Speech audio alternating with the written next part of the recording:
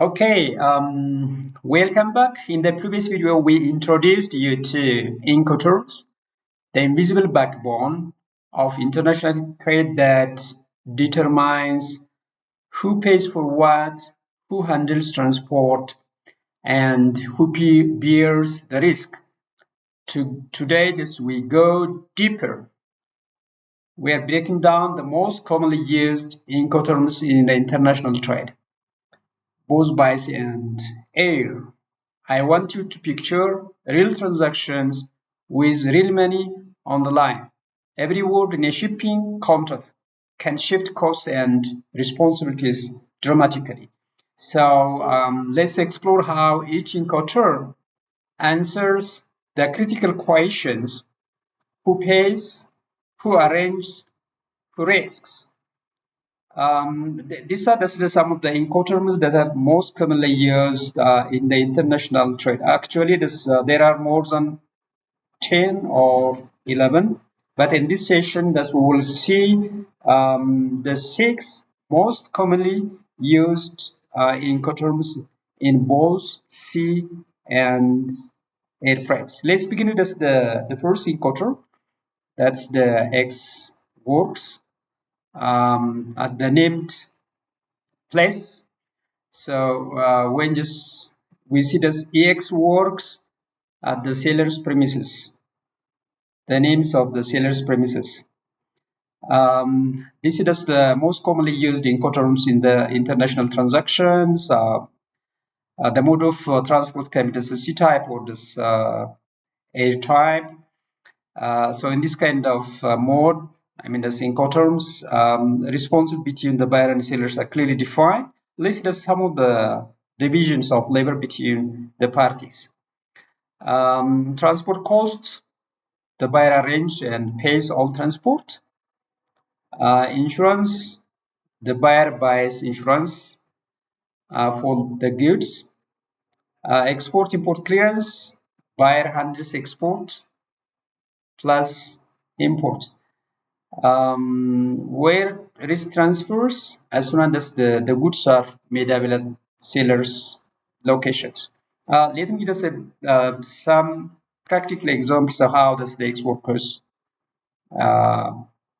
applies to the international trades. So in this kind of arrangement, when does you agree or when does you select this Incoterm with the sellers, this means that the seller makes the goods available at his or her factory or warehouse. So it's the responsibility of the buyer to collect the goods or the products from the seller's premises. So the burden of the buyer responsibility is huge or is big. So usually in this kind of transaction, the buyer simply hires a freight forwarders to handle all the responsibilities from the seller's premises onwards. So the freight forwarder picks up the goods from the seller's premises, transports the goods to port of loading or at the airport, handles the export clearance, pays the freight or any local cost at the origin, and send the goods to the destinations. I usually use this arrangement to import small shipments from abroad. The next Incoterm is the free carrier. It's a little bit far from the X works. And this kind of arrangement, the seller agrees to locate the goods at the agreed place. By the way, this kind of Incoterm can be used for can be used in the international agreement or international contracts, or sometimes it can be used for the local contracts too. So in this kind of arrangement, the sellers transfer the goods to the point of the agreed place between the buyer and the sellers. Then onward, the buyer manage all the responsibilities. So let's see some of the division of labor between the buyer and the sellers. In terms of the transport cost, the seller delivers to the agreed carrier or to the locations, and the buyer pays main freights onward. So starting from the agreed place to point of destinations, the buyers take responsibilities. Insurance, the buyer always buys insurance for the goods. The export clearance, the seller may assist the buyer to clear the goods from the origin, but the responsibility of the buyer to clear these goods at the port of destinations. Risk transfer, where there is transfer to the buyers, this is just one, the goods are handed over to the first carrier or to a good point of place. There is transfer to the buyer. Third, the most commonly used sea freight is the free on board. The name indicates free on board. So the seller makes the goods available at the port of loading. It's commonly used as in the sea freight. So the seller is responsible to load the goods on board the vessel, provides all export documents or all shipping documents, handles the export clearance, is the responsible the seller to bear all the costs and risk until the goods are loaded on the vessel. I mean, when something happens or a risk happens to the shipment between the seller's factory to the port of loading, it's up to the seller to buy insurance for coverage, or is the responsibility of the seller to replace the damaged goods. In contrast, the buyer responsibility begins when the goods are actually loaded on the board, the vessel. So the buyer pays freight, handle import clearance at his own destinations. He pays insurance for the goods. He takes responsibility for the goods when they are loaded on the vessel. And also that's his responsibility to manage the clearing process, the transporting process at the point of destinations.